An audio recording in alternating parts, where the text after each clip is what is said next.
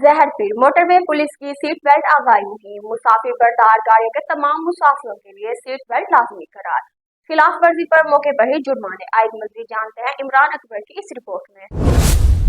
Multan I G motorway police Bashir Ahmed Nasir کے vision اور D I G central 2M5 zone Dar Ali Khan Khattak کی خصوصی ہدایت پر sector commander sector 1 Multan Rana Sarfraz Ahmed Nasir کی زیر نگرانی B26 زہر پیر میں سیٹ بیلٹ آگاہی مہم کا باقاعدہ آغاز کر دیا گیا۔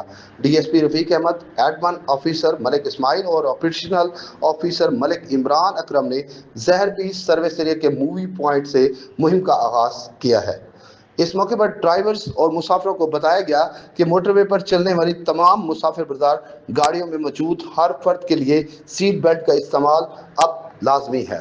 افسران نے موقع پر ہی سیٹ بیلٹ نہ باندھنے والے مسافروں پر جرمانہ عائد کیا تاکہ قوانین پر عمل درآمد یقینی بنایا جا سکے۔